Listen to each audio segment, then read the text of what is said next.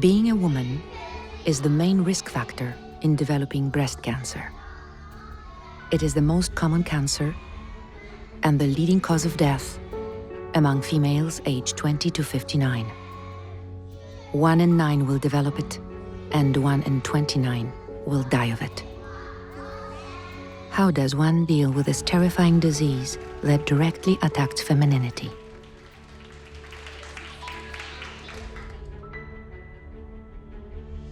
It begins with the growth and spread of a single genetically mutated cell, like a spelling mistake, that can change the whole meaning of a sentence.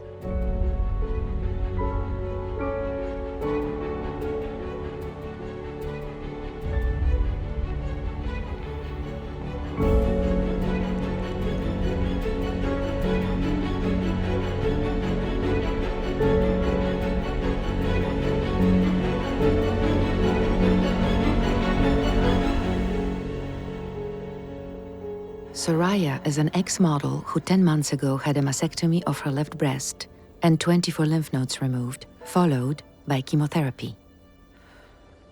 She has just completed her last radiation treatment. There's bat there? Yeah. You scared of the bats? Yeah. It's okay. Then you won't see the bats, okay? I want to see them. You want to see them? Yeah. Okay. Yeah. I'm getting scared. My sister's neighbor developed breast cancer. She's 36, and she did in vitro fertilization. And my sister is convinced that there's a link between breast cancer and in vitro fertilization. So she told me that I should get checked. I should ask for a mammo, which I did. I asked for a mammo, and I didn't have a lump when I went and got my mammogram, so I really didn't think I had anything. And then I did my mammogram, and sure enough, I had breast cancer. It started with a regular mammogram, and then they called me back and they said, we think we've seen something. I don't think it's anything to panic about, but I think it would be good if you could go and get your old mammogram so we could compare them and just see if there's something that's changed. I knew it. I'd been aware of the lump for 2.5 years. I asked them to keep an eye on it. I got checked every 5 months. They kept telling me it's nothing serious. I felt pain in my breast for years, but it was because the inflammation was spreading. The tumor was pushing out. My breast was tender, and my gynecologist said, cut down on the chocolate and the coffee. But that's not what it was. I had cancer, and it was growing. So up we go, and I go into Dr. Milne's office, and I sit down, and you know what? I took one look at her face. And I knew in that moment. So I said, all right. I said, just spit it out. I mean, don't pussyfoot around. I mean, give me the bad news. And she said, it's definitely cancerous. And she said, you've got several options. And I said, what are they? And she said, well, I can go back and I can cut some more out, or I can do a mastectomy.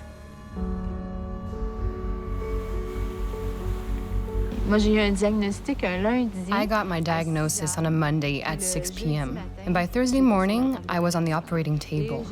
I didn't know what kind of operation I was going to have. I didn't know if I was going to wake up. I didn't even think about if I'd still have my breast. I couldn't think about whether or not I'd have breast when I woke up. It wasn't registering. I couldn't process it. My head was spinning like you wouldn't believe. I was in a daze. I went to see my doctor, and he advised me to have a mammogram.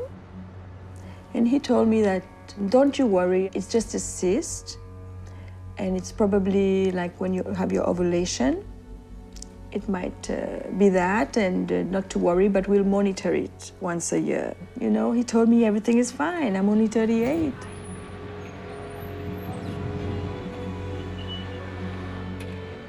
Il y a 3 ans, je trouvais un petit kyste. 3 years ago, I found a small cyst. So I went to see my GP. And she told me, it's a cyst, it's not a big deal. I was too young. Then this past July, I noticed the same cyst was back. As soon as I got back from vacation, I went to see my doctor. My allergist had become my family doctor because I could never get in to see my actual family doctor. But with the allergist, I could get an appointment right away. When he saw me, He immediately referred me to the Ville-Marie breast clinic. He said it would be much faster. And it was. We had to pay for the test, but it was important I be seen as soon as possible. I put it on my credit card. It's about 6-7 months when I start touching my mammal, and I had a discharge coming out on the left side. I waited like maybe 2-3 months before I told my husband, before I told anyone. That was the biggest mistake I did, because I should have said at first, but I didn't. Maybe there's a lot of women out there doing the same mistake. My intuition is strong, but I still don't follow it as much as I should. If I'd listened to my intuition, I knew the lump was suspicious. I'd have gone to see someone else. Always get a second opinion. I'm convinced of that now. Always get 2 opinions. If they had found it a little earlier, things might have been simpler. It was the highest grade of tumor. The most malignant, grade 3, which is the highest grade, and very aggressive infiltrating. But if the biopsy would have been right the first time, I would have had only 1 operation, not 2. In my opinion, the situation is an extremely serious one. Professionals in other fields are subject to disciplinary action. In the medical field, they're allowed to make mistakes.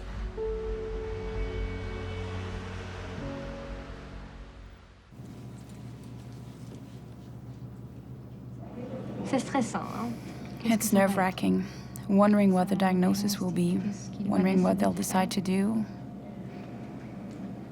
and to what extent it will affect my life. It's not just the operation. I have to live with it afterward. Danuta.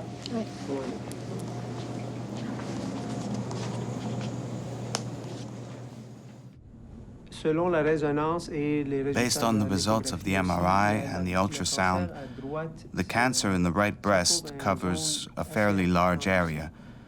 It's about half the size of the breast in the upper inner and lower inner quadrants. One of the tumors we biopsied is invasive.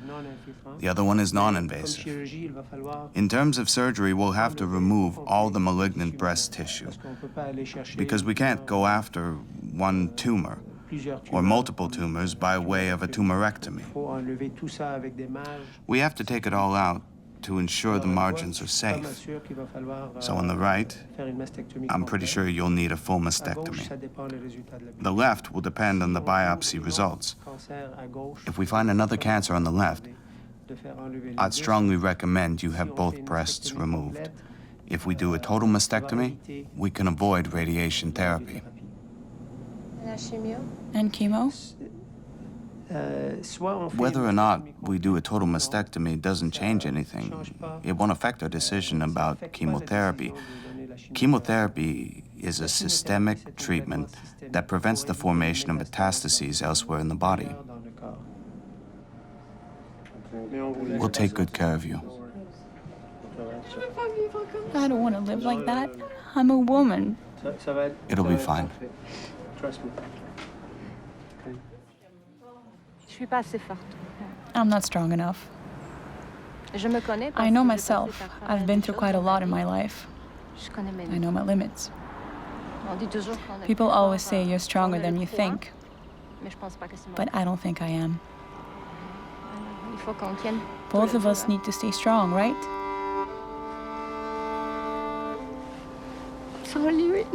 Without him, I don't know what I would have done. My parents don't live here, so I don't have anyone else but him.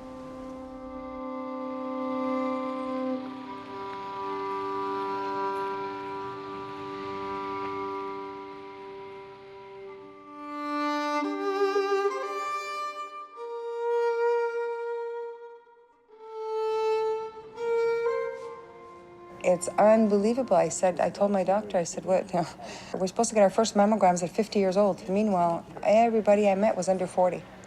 So I don't understand why, why we don't get tested younger. You know, if I would have waited until I was 50 to get tested, I wouldn't be here today.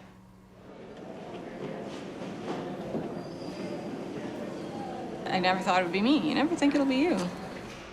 You come into a foreign country and you don't know the language, you don't know the lingo, you don't know what questions to ask, you don't know where the pitfalls are, you don't know where's safe, where it's not safe to be at night. And you just have a whole team that's basically telling you, okay, this is what's gonna happen, this is what to watch for, we're gonna do this. I'm really impressed. I think I'm glad that I'm not working because I can focus on this completely.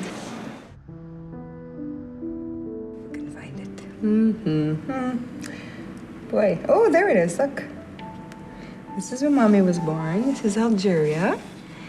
I was born here. And when I was a little baby, we went to France. That's where your granddaddy is from. My daddy is from France. And then from France, we went to where it's really cold, cold. Canada. That's right. Canada. Yeah.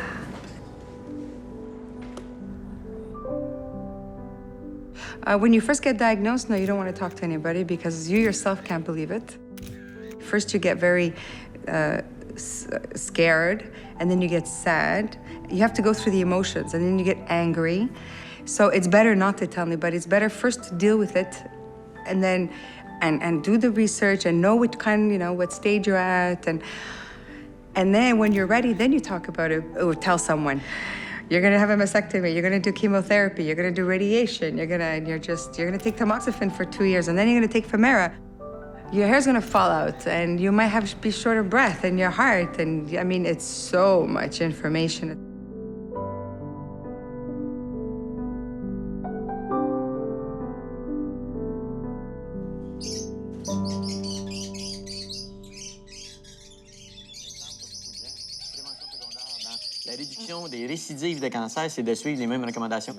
Can you share some of your story with us, Kathleen? You're a role model for many. Well, it all started when I was 3.5, and I developed Hodgkin's lymphoma. After that, I went into remission. Then at 17, I found out I had thyroid cancer. I managed to beat that, too, with more treatments. Then at 28, I got breast cancer. More treatments. But 2 months after the chemotherapy, I found out the cancer had spread to my bones. So we did all sorts of other treatments. That's when I changed the way I eat. Was it hard to do? Nope, my mind was made up. That was that. When you eat better, you feel better. I've learned that. This is one strong young lady.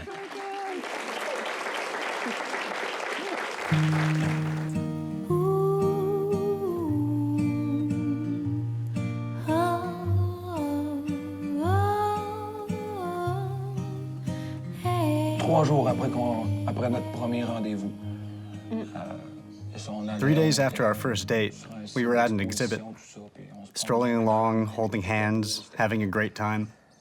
It was still brand new. We had a love-struck look in our eyes. I was walking on air. I thought she was so beautiful. But I sensed she was holding back a little. Something was bothering her. That's when she told me, "Hold on, there's something I have to tell you. I've had cancer. I might not ever be able to have children." She wanted to tell me in case it put me off. But it didn't put me off at all. The only thing I said was, "Stop. Don't say anymore. I don't care. I love you. That doesn't matter. Cancer doesn't scare me." From that moment on, it was like a huge weight was lifted, and we could move forward with our relationship. I needed you to know. It means a lot of things.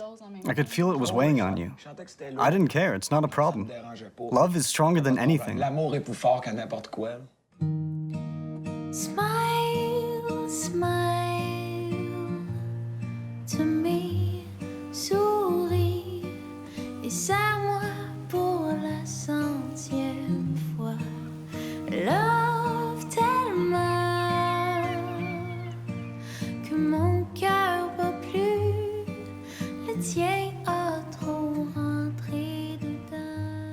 When the doctor had bad news about the cancer in her bones, Kathleen said it was like a veil dropped over her. She couldn't hear or see anything. Everything was jumbled. But I was right there beside her. I was a little jumbled too, but I was in a better position to pull myself together and listen to the diagnosis, what was happening, what we were going to do. And even though the prognosis was really bleak, and the doctor said, you only have a few years left. It's not true. We'll do something else. We'll do more. We'll get through this. We'll go to the hospital. The doctors will give you radiation therapy, and we'll look into special diets. It'll all work out. I keep telling myself it'll be all right. Hey, my ducks.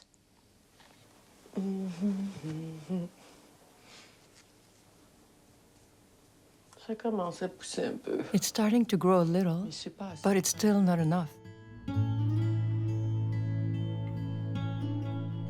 I was so sure it could never happen to me. I was so sure.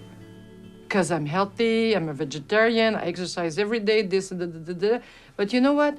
When you have it in your heredity, it doesn't matter. You're prone to getting it.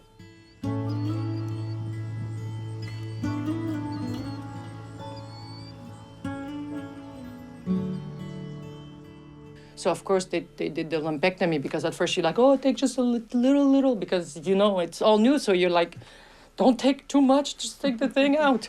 So we had the surgery. And, of course, after the pathology report, which was, you know, grade 3, the highest malignancy and the most aggressive tumor, I had to go for another surgery to take off more breast. That was February 2nd. Meanwhile, I mean, I'm still working and everything and riding my horses and everything. And even then, I was not more... The doctor was like, listen, you have cancer. Get your priorities Do you straight want to here. live? We're trying to keep you alive. Yeah. And I was like, Mom, okay. look how he talked to me. Like, he's so mean, you know? And my mother was like, you look like you're shopping for shoes, you know? This is serious. But I was not getting it yet. I always think that, you know, it just takes one escaping cell, just one little itty-bitty escaping cell. And it'll go somewhere and it'll attach itself to one of your soft organs or something. And you know what? My thing is, do it, cut them off, lop them off, get rid of them, sew me up, send me home, that's it, that's all. I mean, I am so much more than the sum of my breasts.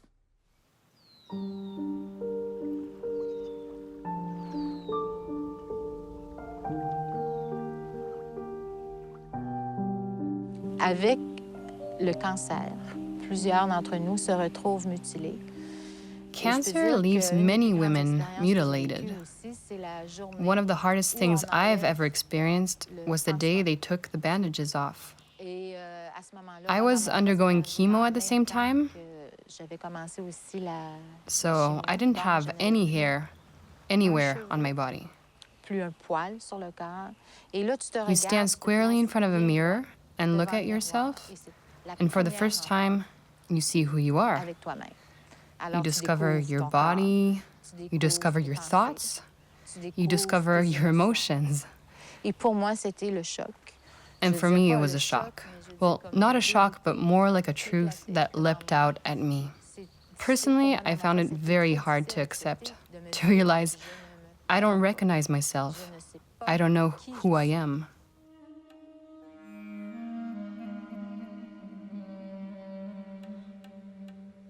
Amba, ça veut dire source. Source. Amba means source. My daughter had this framed and sent it to me as a gift. Even if we lived at opposite ends of the world, we'll always be together like we are here. I love you, Joël. That touched me very, very deeply. It did.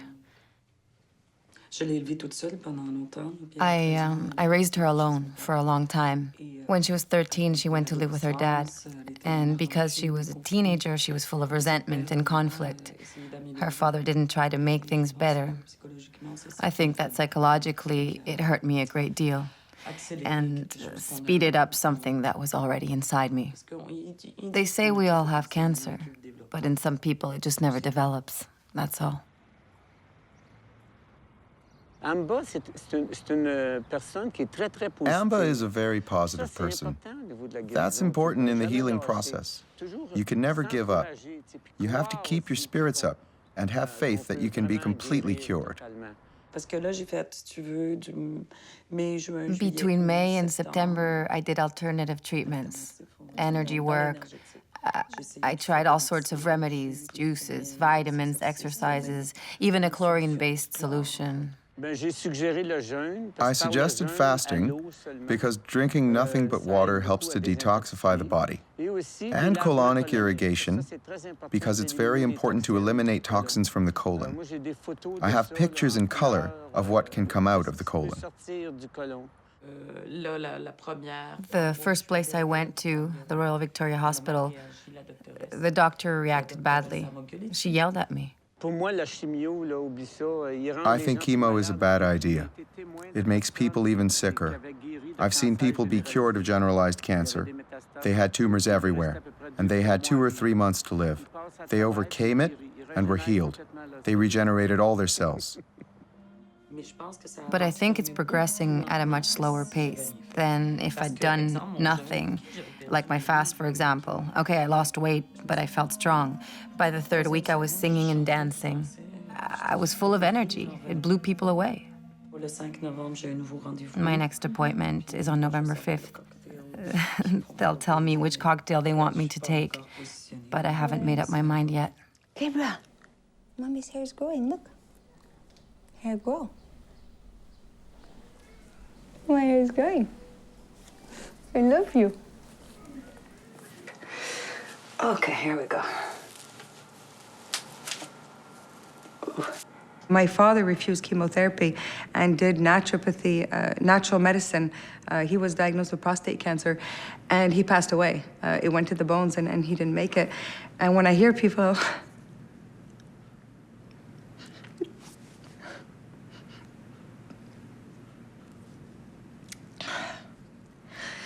That's why I think you've got to do the chemotherapy and radiation, because you can't fight cancer with natural medicine, you know. It's not a cold, it's cancer.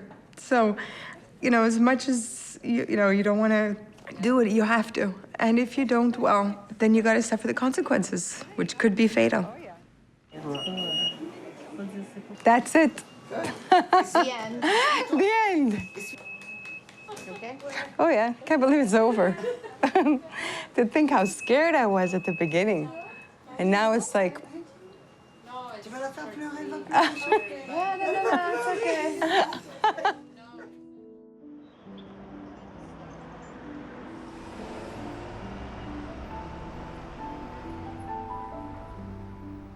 Okay, so I was diagnosed August 19th, and September 15th, I was having my breasts removed, but the doctor wanted to do a lumpectomy. And I had 9 cancers in my family already, and 4 of them were breast cancer, so I said, no lumpectomy. I don't like that. Because how many times do you hear of a woman getting a lumpectomy and then it comes back, or... So I said, no, both of them off. Like, these are lighter. I like them better, because the other ones were very heavy. I was a 44 double D, and I was always like, look at me sitting up straight now. Okay, when I was doing my chemo, you know, they bring the big booklet. You'll get a big book, and it's all about you, and there's a... And I was always looking at it and reading all the reports and the pathology. I was spending hours on it, so I became quite knowledgeable in tumor. So Look you at had me sitting to, here with my breast in hand. Because I hadn't finished I'm the showing blonde you. one, but I'm the smart one, really. You know. Did she just say that? Listen, I didn't tell you the... Hey, you didn't tell me how you like my hair. I did, didn't I? I love your hair. It's a wig! Get out. No, get out. It looks just like your hair. Get out. My That's hair's amazing. been growing back. Oh my gosh. Oh, sweetie. Oh, I feel like crying. This is what I'm gonna look like.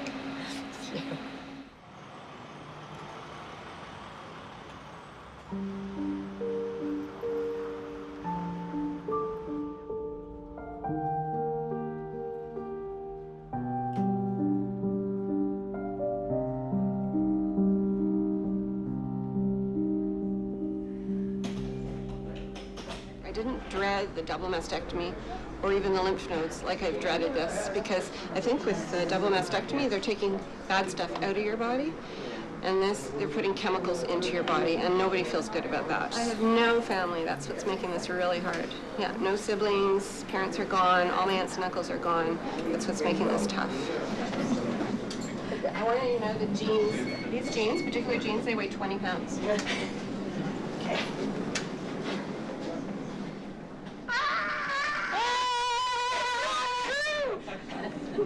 That's a lie. Should I make it less? Yes. Less. Should you make it less? You want me to make? I think I've got one. Make it more. Oh. Put your arm down. Great. Oh, that's okay. It's all secure.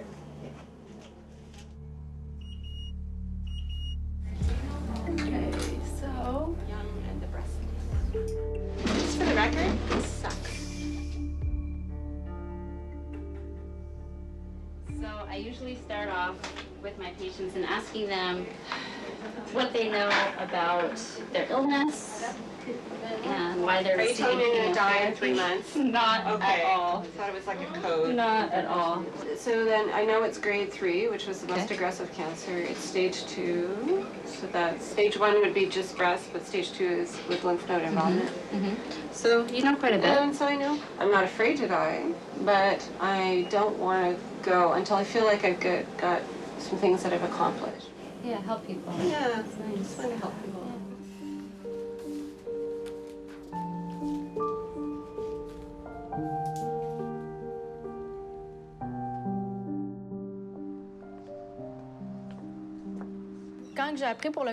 Learning I had breast cancer was hard. My cousin came with me. She lost her mother to breast cancer, so that was big. I'd never, ever leave her side. I'm there for every exam, every x-ray, every treatment. The radioactive treatments and CT scans are very dangerous. When we go, they say, you have to leave. The radiation is dangerous. I say, you don't understand. I'm staying with her. You say it's dangerous for me? Well, what about her? All you can think about is that you can't move. My teeth would hurt sometimes.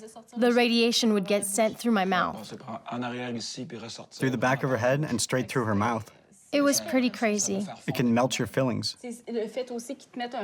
Plus, they put a mask on you and strap you to a table because you can't even move your head a millimeter. For someone like me who's claustrophobic, it's hard. Yeah, it's crazy. But I had a great team. The radiation therapists, they know me. I'm practically part of the team. I've been there so often. They're wonderful. They keep me calm. And Tony would talk to me. I was always in the back in the control room. He would talk to me from there. I'd go into the control room and watch Kathleen on the little screen and say, okay, it looks good. Everything's ready. Let's do this. I do that to keep her spirits up. It's quick. Nobody else ever does that. So I was told it was a result of the AC accumulation, but I think it's also the Taxol. So I have to see the oncologist tomorrow. We'll talk about it again, but I have 2 left. All I want to do is get them over with. Just finish it up. I don't care. I now know what's ahead of me. Just finish it. Don't you find it's weird, like if you're on a bus or you're out in public and you're walking around thinking, I have cancer, I have cancer, I have cancer, and nobody knows you do. Everyone's just like doing their thing, and you're thinking there should be some sort of sign on me, like, you know, be nice to me. I'm just like, don't yell at me, don't push me, don't cross me. And I thought, if a policeman comes and pulls me over, man, I feel sorry for him. I'm gonna go, look at this! I just had surgery, leave me alone, you know? And I'm just like, no, but look, for winter. For winter. So cool. And then if you're on the plane and you want to sleep. H1N1. And then the shoulder pads, I heard their shoulder pads are there. Shoulder pads are in for spring. If you're with a man and he's about to play soccer, you loan him one. If you have hemorrhoids, they're very cushiony, very cushiony. Oh, and I figure if some guy hits on me, I don't like it, I could put one there, put one there. And say, so, would you like to go out sometime? And he'll go, no.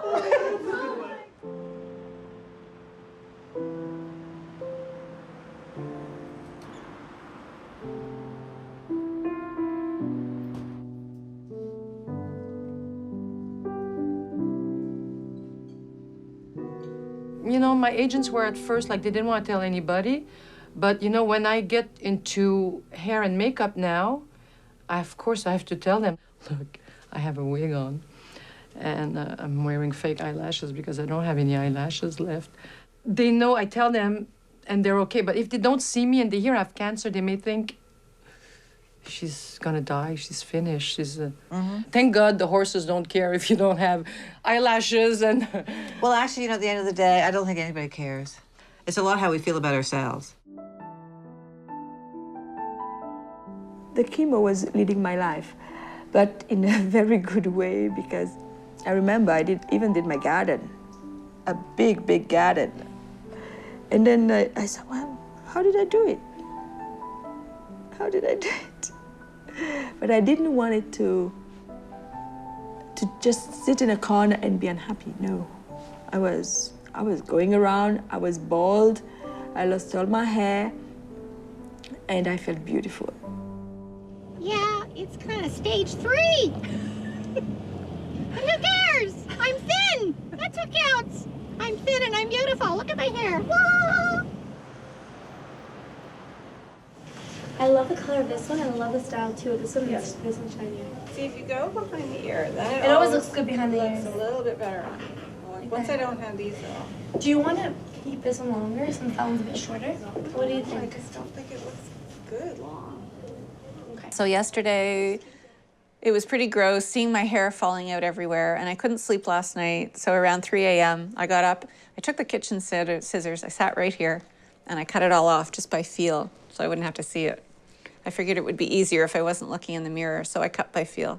Then when I looked in the mirror, it didn't look all that bad. So I didn't cry as I thought I would. Oh. At the end of my chemo, I must say that there was times where I was a bit harder, but I didn't let. And I'm so lucky because I don't think I would have been this way without the horses. I mean, there were some days I could barely ride. I could just stay on, barely stay on, but that was something that I'm very blessed that I have this in my life. Écoute, ça m'a touché beaucoup parce que... It really got to me. Nobody deserves that. Je suis restée vraiment surprise. I was really surprised. Yesterday, we went out to eat downtown, and she said, Diane, it's hard for me to go up the stairs at my place. I said, what? And you're going riding? She said, yeah, that doesn't hurt. Good boy. Good boy. Okay, that's it. You worked very hard, Sigrid. You made me work. You know, when you have cancer, a lot of friends disappear. But Jan and Karen were always there calling, oh, you okay? You need this, you need that. How did it go today? We're gonna brush you later. Sometimes I'm thinking, oh, I escape too much. This is like, I should be more, you know, that's what you do. You try to reconnect.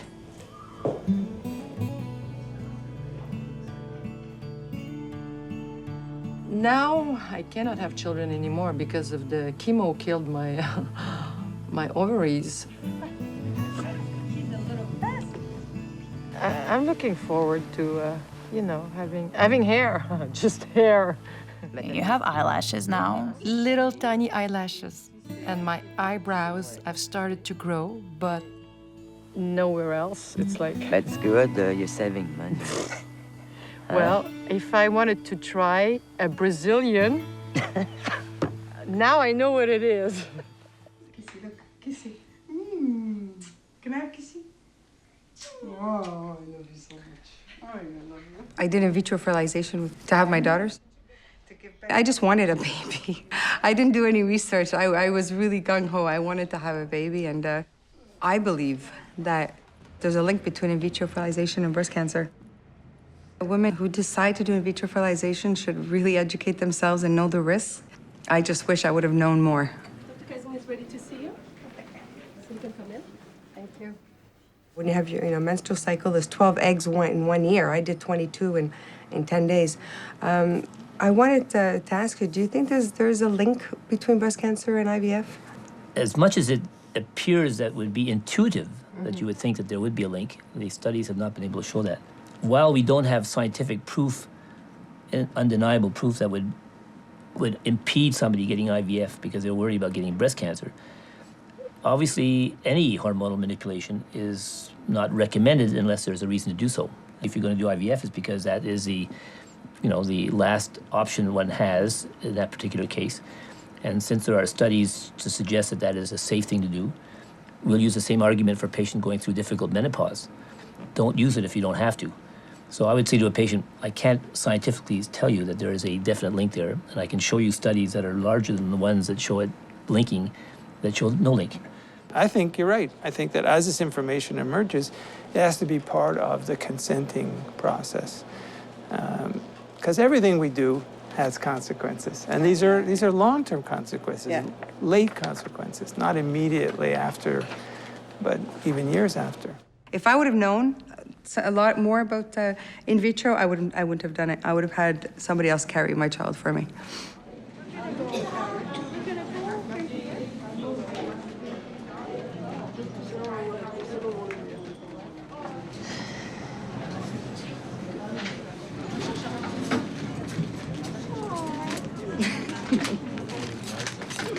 Would you like to see me without my wig?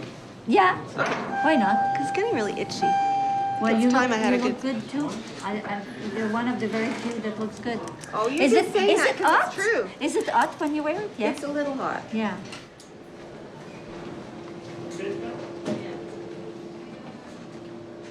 The second week, I would never have known I was on chemo, ever. I was just so healthy, felt so healthy. I went out, I was out all day. So I thought, oh, I can do this. So, and then I expected fatigue and maybe possible nausea. I didn't expect, as a musician and as an interpreter for the deaf, to have my hand affected. This is a sign of lymphedema. So I may have swelling of the arm from the lymph node removal. I didn't expect the rash and the swelling of the joints. This is a whole other category of suffering. So Friday night, I thought, if it's this painful for the next 5 sessions, I could just see myself thinking, I think we'll just stop now.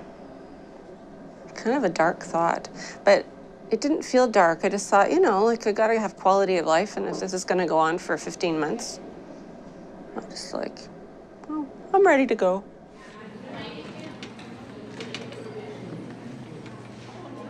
Avec notre cancer, notre maladie, on est seul. Ultimately, you have to face your cancer on your own, even with all the teams, the doctors telling you what to do, the drugs, your parents, your kids, your grandchildren, everyone you love, your friends who say all sorts of things. You're alone. And it's frightening, it's terrifying, and it's such hard work. It's okay to be emotional. It feels good to let it out. It helps to let it out. I continued on that path and discovered how women share things. I saw how other women looked at me like a role model. They thought, she had cancer, she was operated on twice. She did chemo and radiation therapy. Her hair grew back. She's alive, she's cheerful, she's full of hope, so they wanted to talk to me. So I started making connections like that. A woman I had worked with on several projects and who became a close friend referred me to a guru, a yoga master, and that was another part of my inner journey. It's what's called a holistic approach. I worked a lot with him. He taught me how to breathe, how to relax, and he told me that inside each of us, there is peace and serenity, that inside each of us, we have the power to heal. So with our group of women, we set up a foundation which has since grown. It's called the Serenity Foundation. It promotes a holistic approach.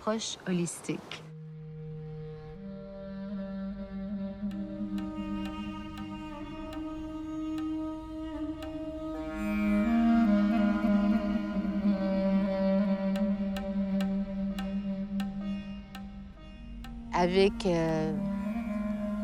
les chimios, les traitements, tout est endolori. Chemo and other treatments ravage your whole body. Like my oncologist used to say, they're not injecting 7-Up into your veins. It's a potent cocktail. To undo the damage and expel the toxins, instead of taking a bunch of natural products, doing yoga gets rid of the toxins.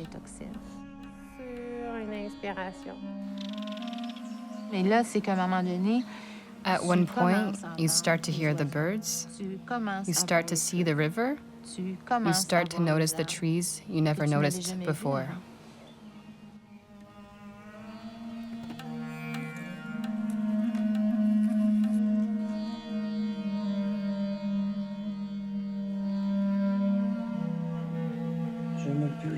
I am purifying myself and my karma.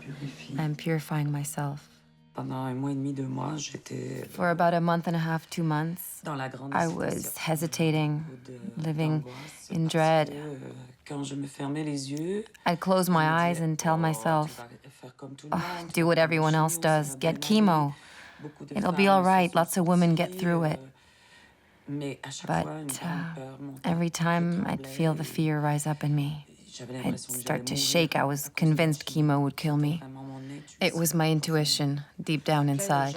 Plenty of people came to see me and called to give me healing sessions. I chose not to do the chemo. I called a psychic and asked him what to do. I kept getting the same answer everywhere. Yes for the hormone therapy, no for the chemo, loud and clear, and no for the radiation too. I had 4 months of healing, and I'm grateful to everyone. My daughter who stood by me and helped me for a month and gave me her love. There was a lot of forgiveness on both sides. We talked a lot, we cried, we held each other tight. But this time, it was a karmic link, a profound healing, and all because of the cancer. She realized that with her father, and her father wrote me an amazing letter asking me for forgiveness. Forgive me for negating all the energy you put into raising your daughter, our daughter, alone. And when my daughter saw that, she understood I hadn't been lying. He had. He had built up this image of me that wasn't who I was, or who I am. So I broke down a lot of barriers and obstacles she had put up between us. 2 years ago, I told myself I'd be better off cutting my daughter out of my life because it hurt too much. So that letter made a big difference in a lot of ways. It let me go.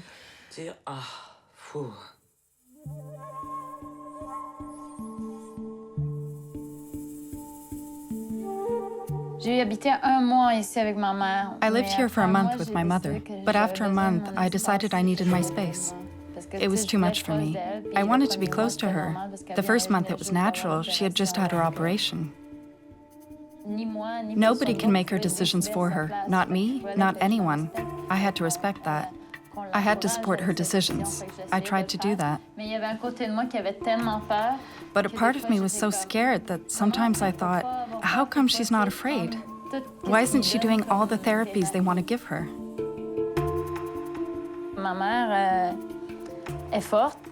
My mother is strong, but all her friends and all the people around her help her a lot.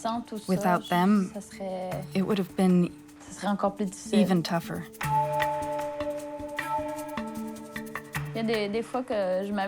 I have fun with her friends sometimes too. With her gang. They're all crazy, so, you know. I mean, it's fun, right? You're never bored with crazy people.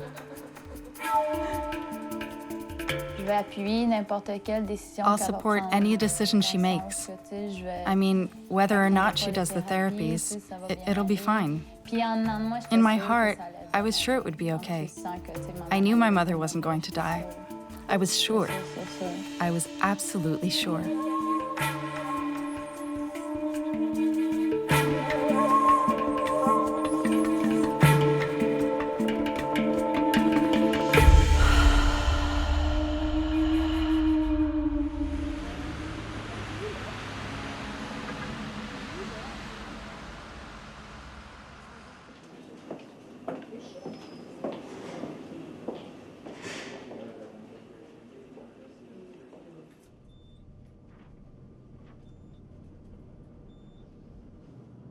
when you're a woman, I don't know why, but you...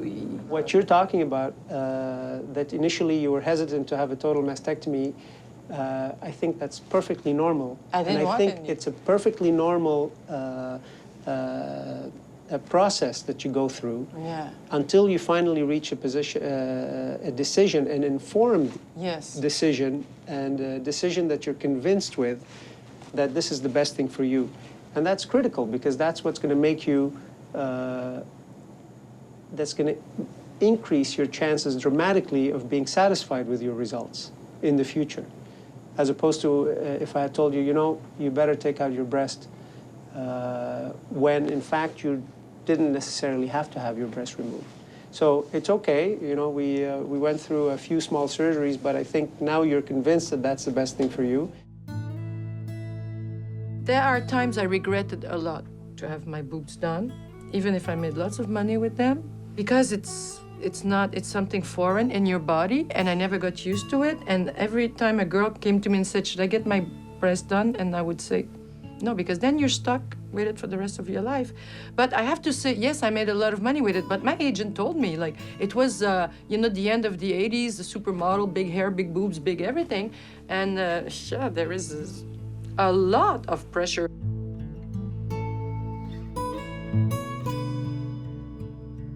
Sybil, you know guys get breast cancer too now, huh? There was two, when I was doing my chemo, there was two guys there doing, having chemo for breast cancer.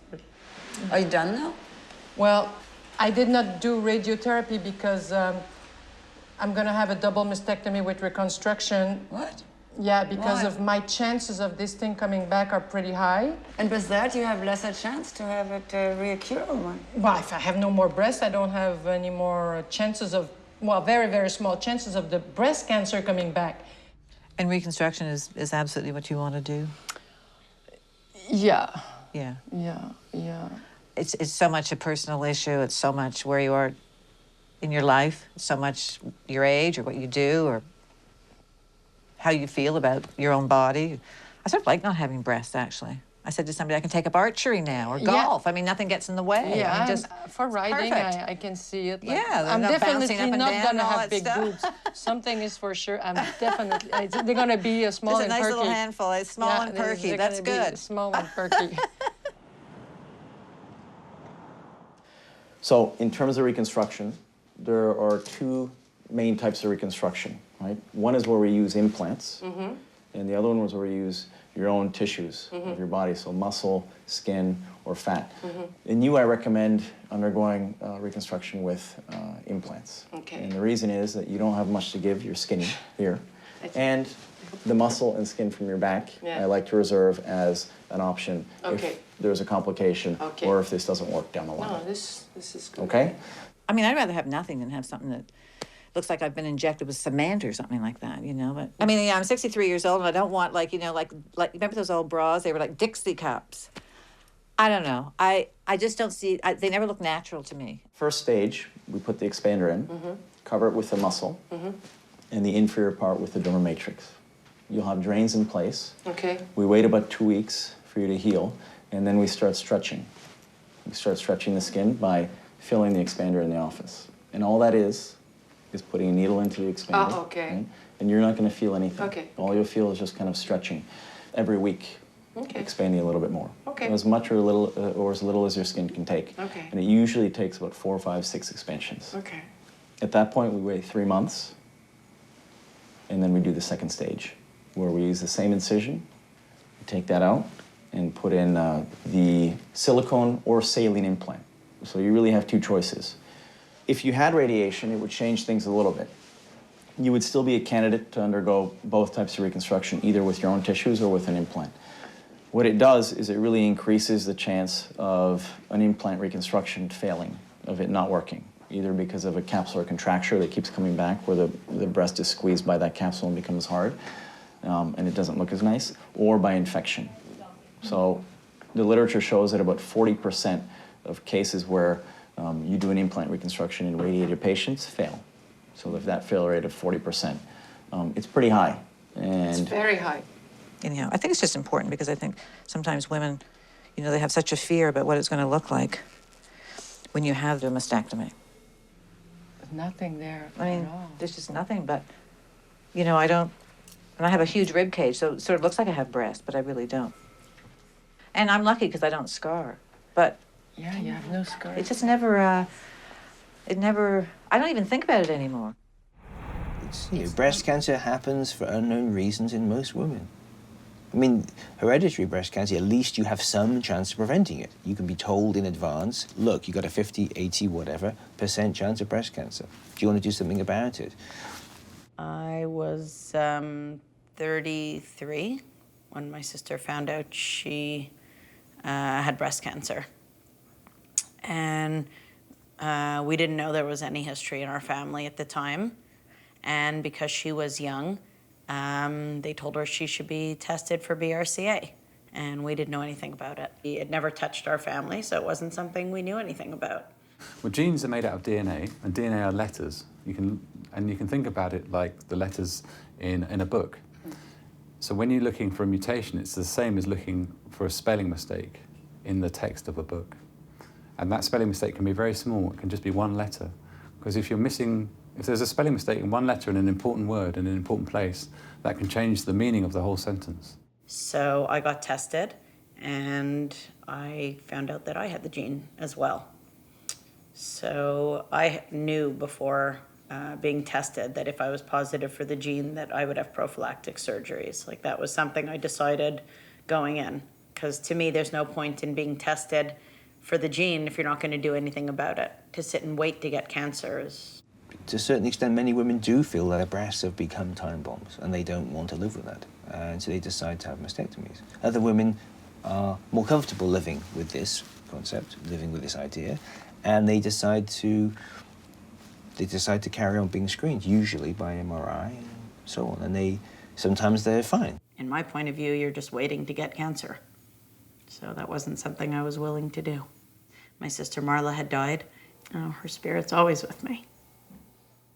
Alain always tells me, if you have everything removed and don't do reconstruction, it's okay if you don't have breasts.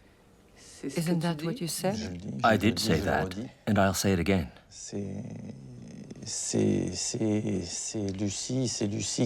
I love Lucie for who she is, not the way she looks. Well, you like that too. Of course, but if you had your breast removed, I wouldn't love you any less. Yes, but we'll still have them. We've seen Dr. Schwartz. We'll be fine.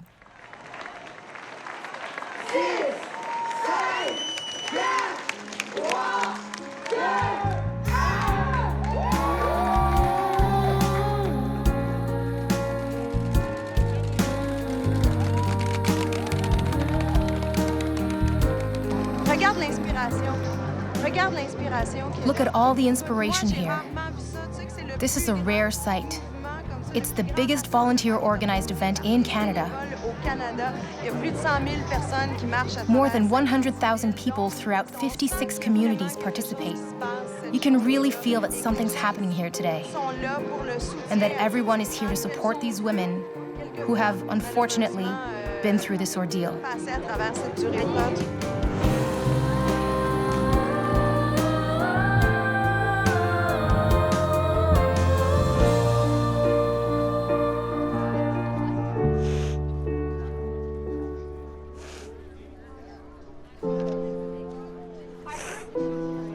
See, this is when it's real. You know, when you lose people, we call them our fallen warriors.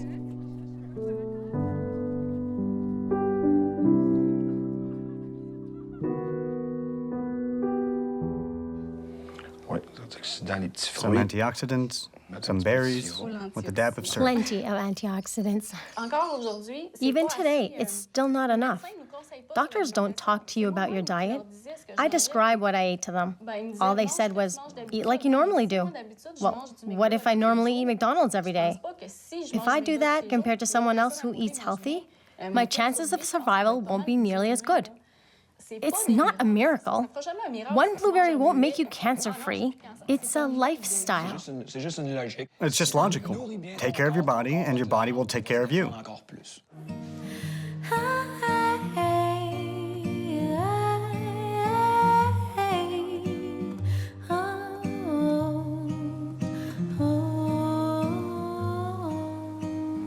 I hope, I'm convinced that one day I'll be cancer-free. I'm absolutely convinced. It might take a long time, but after I've been clear for a while, I'll be able to say, I won.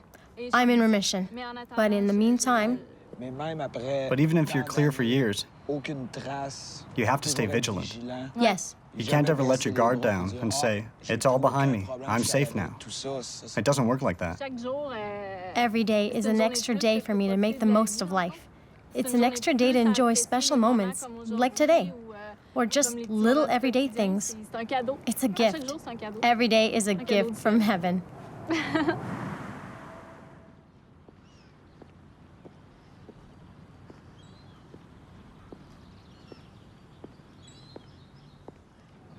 Almost 2 weeks before the operation. Before I lose my breast. No more breast.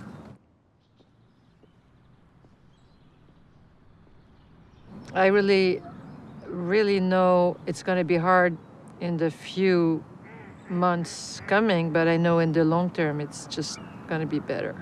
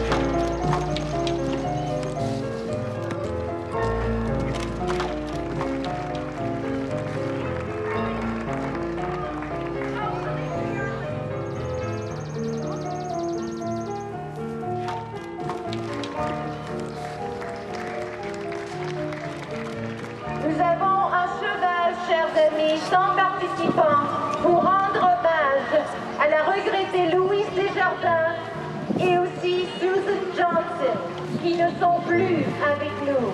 But their spirits continue to fight on in our battle against breast cancer. I'm a different person now, a better person. I mean, my life has changed in wonderful ways, incredible ways, and the people that I've met and what I'm doing with my life and the actual sense of satisfaction that I have knowing that I'm helping other women, knowing that what I'm doing is going to make a difference. You know, I do this fundraising event, for the Cedars Breast Clinic, and it's called Jump for Hope. I know it. I truly believe that what we do, and I believe that my darling Susan Johnson, who died yesterday morning, she's my girl who started Jump for Hope, this event. We take breast cancer survivors who have never been on a horse, and we train them for 10 months. We put them on a horse, and we teach them how to jump. We're not flying over 6-foot fences. I mean, sometimes the jumps are so low it should be called Step for Hope.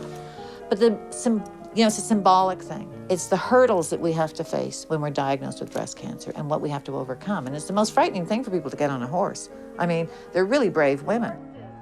There's that bond that they have with that horse, and then they get up and they ride, and they all say, for the 2 or the 3 hours, I don't think about anything else than this thing I'm doing with the horse. And it's really changed their lives. It's the most beautiful thing to watch. Winston Churchill had a wonderful thing. He said, the best thing for the inside of a man is the outside of a horse. Yeah, absolutely. And isn't that the truth? Yeah, absolutely. I mean, it really right is. On. Then there are the men, the princes, the ones that love you, and it comes as a huge shock because, in fact, they love your internal beauty. They love the essence of you. They love who you are. They don't see you as breasts. They don't see you as hair. They don't see you. They love you inside. And that is the type of man that we want to have in our lives. Raymond, c'est un amoureux que j'ai eu. Raymond is a lover I had 10 years ago. He's a lot more reserved than I am, so there were certain aspects of my more outgoing nature that he had trouble living with. So we broke up. He moved to Toronto and lived there for 8 years. When we were talking one day, he said, I'd like to come see you. A week later, he was here with his bag. and a look in his eyes that told me he was determined to get me back, to win me over again, to conquer my heart. It's like you were a gift for my 50th birthday. A gift from heaven. And he said, every once in a while, I go to the spiritual yoga center in Costa Rica. That place is made for you, Amba. I have to take you there. I had just decided not to do the chemo, so I had no hospital appointments. I didn't need to see the doctor. I had my pills. He said, I'll pay for your trip. You're coming with me. So now we're back, and any doubt that still remained, or whatever cells were in there, I'm sure it was all swept away that month.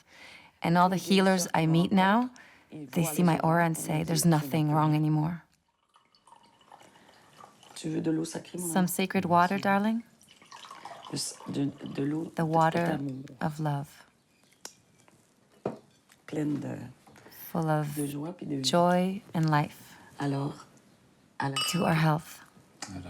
To love. To love.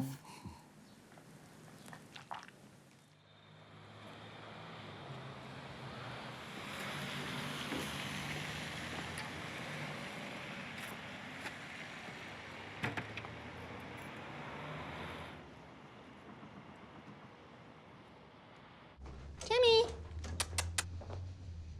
Timmy!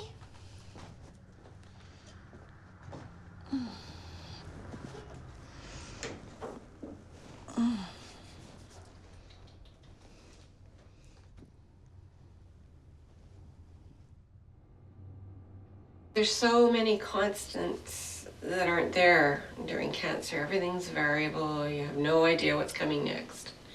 It's Russian roulette. You're not sure if you're going to be the one who pulls through or the one who doesn't make it. And Timmy's just always there. He's a good boy. A lot of people they can't figure out how I'm going through this. And I think they're really wrestling with how they go through their own stuff. And then I get people emailing me saying that this helps them go through their stuff, partly because they think they don't have it as bad as I do, and partly because they just figure they'll laugh too at their stuff. I get a lot of that. I was feeling so crappy till I read your blog. And now I realize I can just laugh at my stuff because I'm not as badly off as you are. Thanks. That's okay.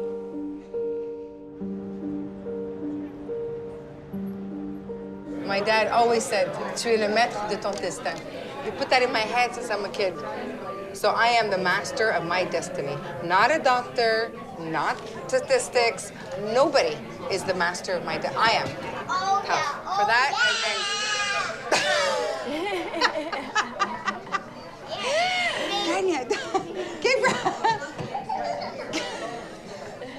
you know what also helped me is these guys.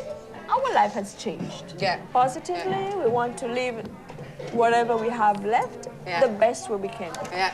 You know, I don't care what's gonna happen. If my time will come, my time will come. But I just want to live it and be happy and appreciate it more. Yeah. Because I'm moving back to the Seychelles. I'm separating from my husband. Oh, you're kidding.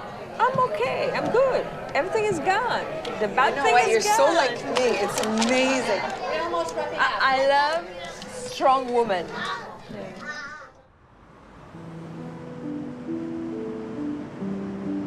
The only time you see what kind of person you are is really in a crisis.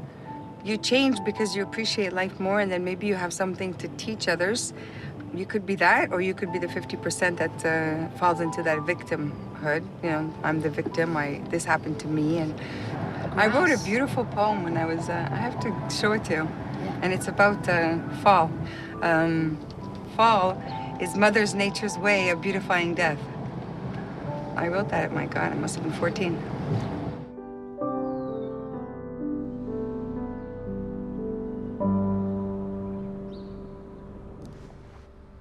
Get! Stubborn little dog. Good boy. Because now I give him treats when I leave, so He's like, where's my treat? You know, he wants a treat. Okay, well, a beautiful day to get surgery.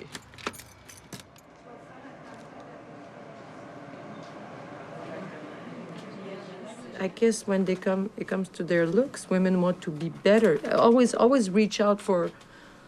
Men are not like that. Women try to be better human beings all the time, you know? This disease is taking enough. It's not going to take my zest for life, you know? It's not going to ruin my life.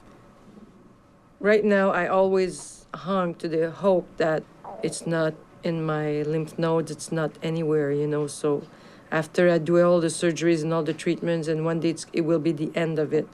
But if one day they find it's in my bones, it's in my, that I know that my life is going to be pretty much a question of years.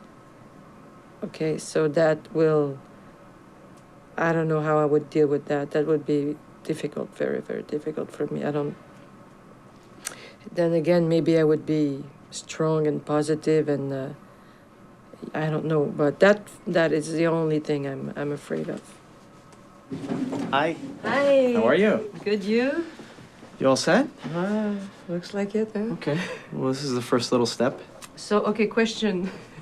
Sure. I have to, I took some jobs next week in Toronto, some shoots. Am I going to be up for it, or should I? I would play it by ear. Okay. I would play it by ear. What Maybe a what good about week riding? before. No, not for a couple of weeks. So for 2-3 weeks, no riding. Yeah. 2-3 weeks? Yeah, 2-3 weeks. Yeah. Dang. Yeah. It's not a big procedure, but it's just kind of to set things into place so that when we put the expanders in, a little bit more easily accept the expanders. But even though it's a small procedure, you need a good 2 weeks to heal. 2 weeks, huh? Yeah. Okay. Yeah. So because you want to be a little bit smaller, I have to set the nipples at the right height and decrease that skin envelope. So we'll take the implants out.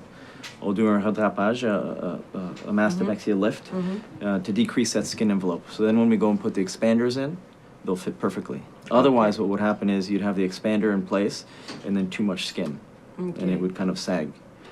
She looks a little bit nervous, which is normal. Nervous, but I have the best doctors. I believe that between Carl and Dr. Otaki, I have the best on my side. So. Okay. Okay, See you doctor. soon. Okay. Bye. An hour. Maybe an hour and 20 minutes. I'm gonna cut that after. Okay. Yeah. Are you gonna put something to say? Yeah, Okay. yeah, after. I have a checkup list here. Date of surgery, it's today, 12? Yeah, my mother's birthday. What's the surgery? Yeah, it's an ovarectomy. Okay. We're removing the ovaries. Do you have allergies? No. No. According to you, why are you here? It's preventative surgery. Okay. Do you have pain? No. No.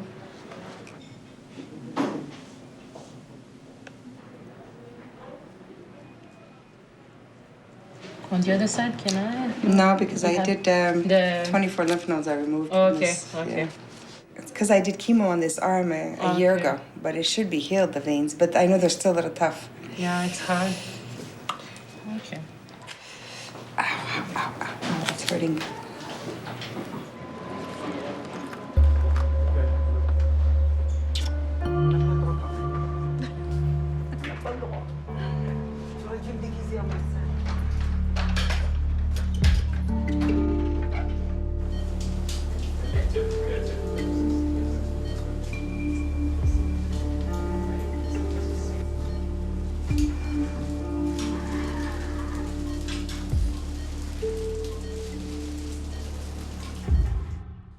It was 2 in the morning.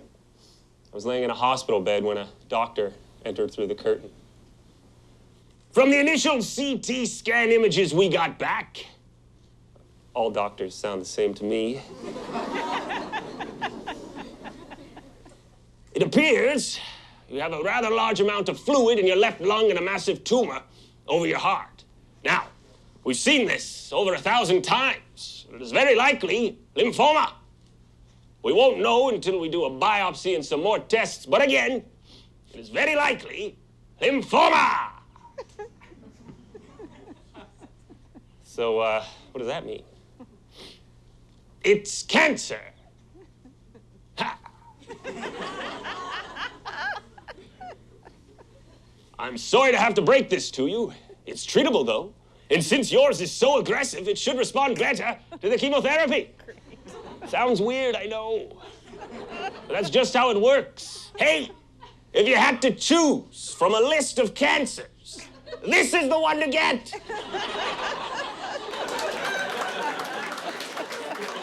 That was awesome. I totally want to do that. Got it all percolating. I could have a guitar, and I could just sort of like go and pick up the guitar and do like a number, and then put it back, and it's so fun. Yeah, at first I was so scared. I said, I'm gonna wake up, I'm gonna have a cut like this, something, you know, he's gonna find complications. But you really reassured me. I think you're very, you were there when I went to sleep, and you were there when I woke up. So I think that human touch is so important. So I really want to tell you that you're a great doctor. Thank you. And I hope that there's more doctors like you that are human. You're so kind. You're Thanks so a lot. No, but this is what we do, I mean, you need to be passionate about it. I think that medicine needs passionate people. 1 person out of 3 will die from cancer. So that's 1 out of 3. You look to your right, you look to your left, 1 out of the 3 will die from cancer. So today we have the technology available, the molecular technology, to find why certain cancer develop, how they develop, and how to cure them. And again, I think that in our lifetime, we will see fundamental changes in the way that cancer is being dealt. The question then becomes, since basically we all are here temporarily, what will be the next thing that will replace cancer? Oh, there's always going to be something. Because none of us get out of here alive. Yeah. But this is good because it puts things into perspective for us also. Yeah. But the good news is, I think we're at the right time. It's an exciting time to see the development in cancer therapies.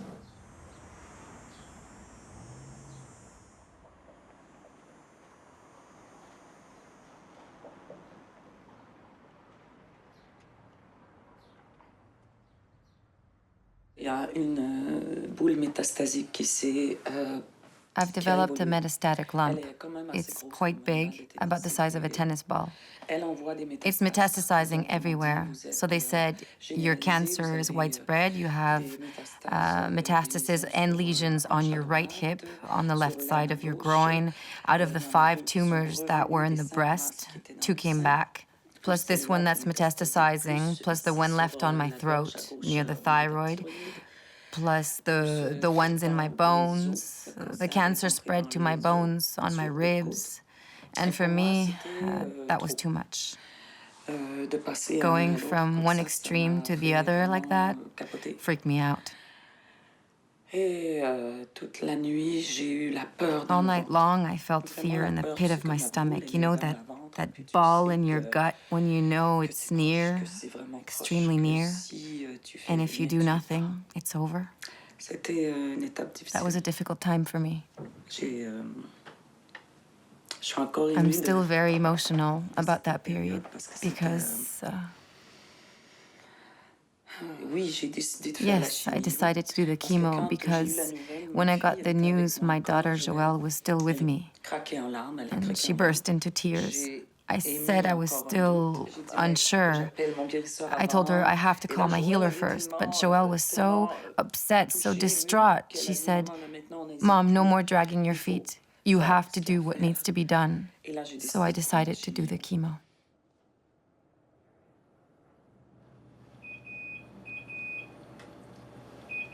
I worship you, Almighty God. There is none like you.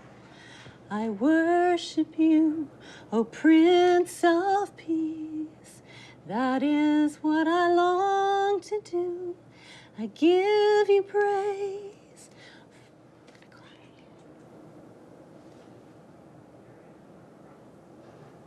I worship you, Almighty God.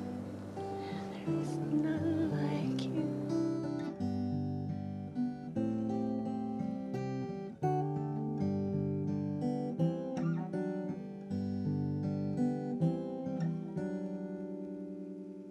When you're abandoned, so far from home, God's got his eye upon you. And when you have given all that you can give, God's got his eye upon you. When you've forgotten your reasons to live, God's got his eye upon you. Well, heaven is only a heartbeat away, and he's always listening whenever you pray. So open your arms, he will hold you today. He's got his eye on you, yeah. God's got his eye on you. I love you. Give me my life, please. Please.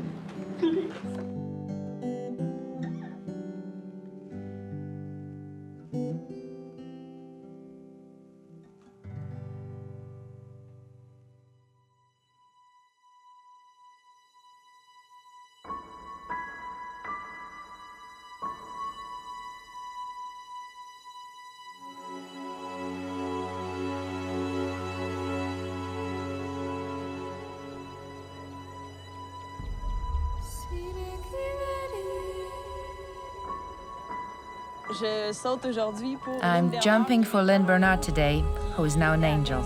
She had breast cancer, and she was very important to me. That's why I'm doing this jump today. Reine Pitre, my mother-in-law. She had 2 back-to-back diagnoses of breast cancer. As a doctor, I see cases every day. Many of my relatives got breast cancer during menopause, and a friend of mine who's my age, 40, has already battled cancer twice. Lots of cancer in my family, including 2 deaths, both from breast cancer. So when the girls approached me to raise funds, I told them I was in. I'm jumping for Thérèse Gérard, who has breast cancer. I'm jumping for Émilie Gilbert, who's 23 and has breast cancer. I'm jumping for a coworker who is in remission. Her name is Françoise Lemay. I love you, Françoise. It's a great feeling of feeling you conquered something and now you're ready to conquer something else. Yeah. In skydiving, everybody's afraid. People that are not afraid are missing a great deal of it. Because when you're afraid, there is a certain barrier you have to go over. There is a great deal of fear to conquer. But what you're conquering is not skydiving. What you're conquering is yourself when you do that. Because you just go beyond something. You go beyond something that's not known. Okay. This is a fun thing to do. Right. Have you ever been with someone that at the last minute said no? I'm sure.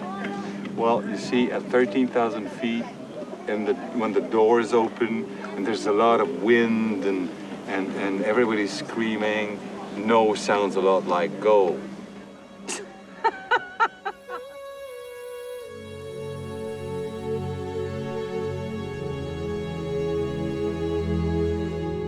We're doing it for Soraya! Thank you. Thanks, everyone. I'm going to watch you.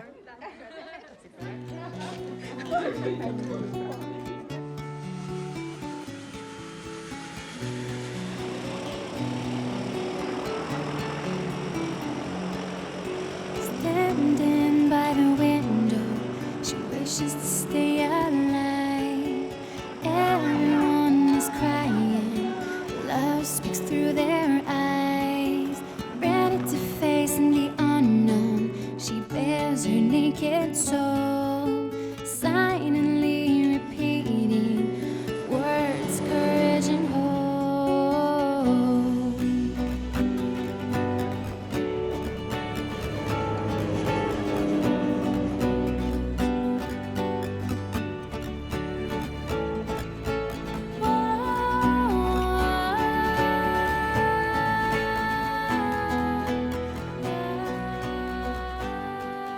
I wish we would have a world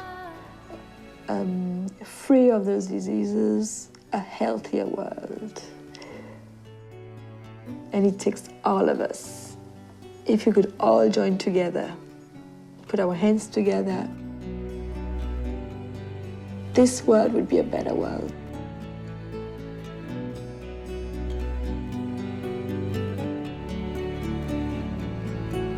Looking at her life, she searches for new ways. Be free from this nightmare, happy it disappears.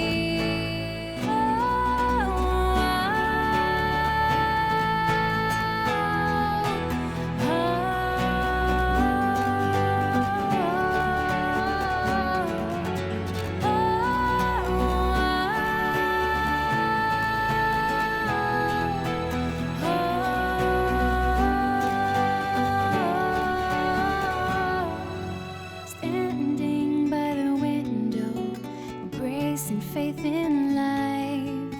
Everyone is quiet, love speaks through their eyes.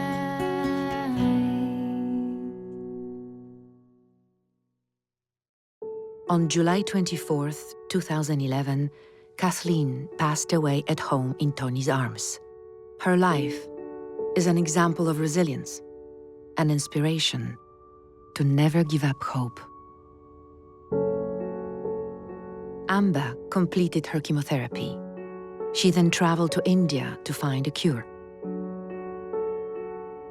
But on September 2nd, 2011, cancer took her life.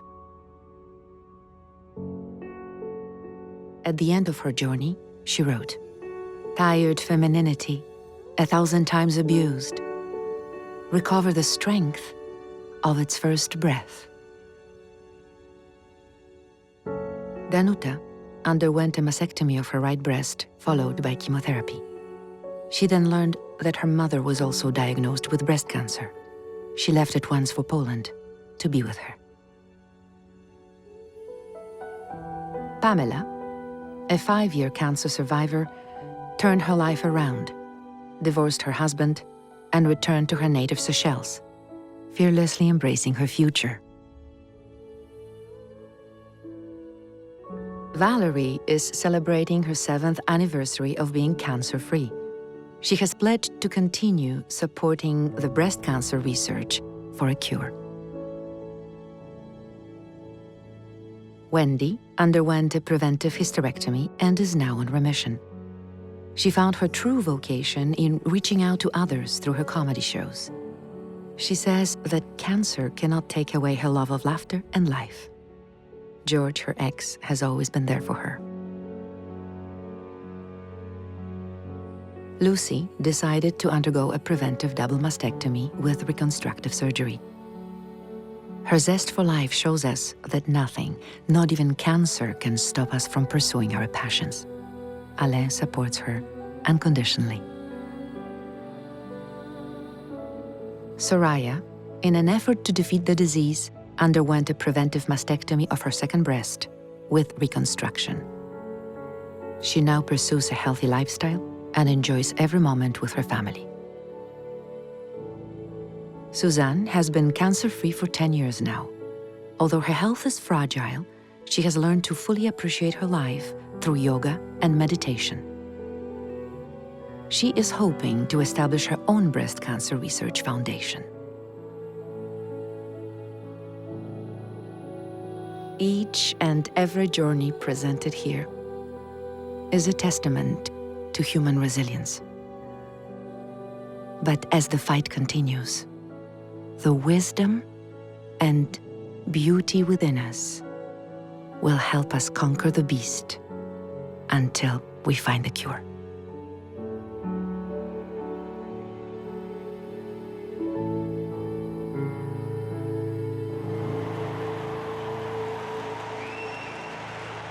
Good morning, everyone. I'm so excited to see all of your faces out there. Because of you, lives have already been saved. There are men, there are women, there are survivors, and we have to celebrate our successes and continue to give hope to those fighting with this disease.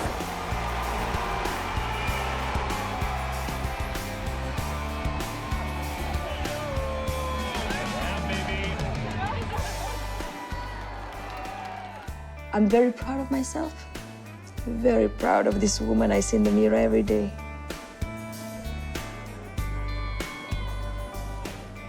If you're not out there doing something with your life, making a difference in the world, you know what? You're boring. And my biggest fear in life is to be boring and bored.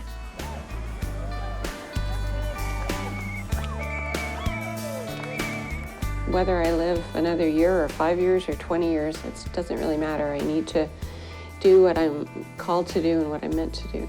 And it got my mind off the cancer, and it made me realize that it's not bigger than I am.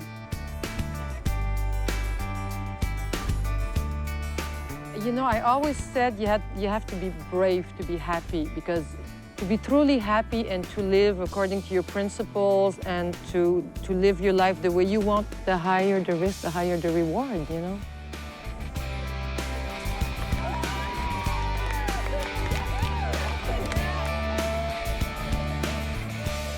Breast cancer is not the end of you being a beautiful woman. It's not the end of your femininity. But you have to keep positive, and you have to keep, everything grows back. My getting breast cancer just opened a can of worms for me. I'm not done at all.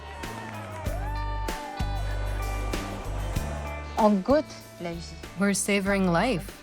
That's it. We're savoring it. I want to do everything I can to help other women who have breast cancer or any other form of cancer. You're not alone. Tu n'es pas seul.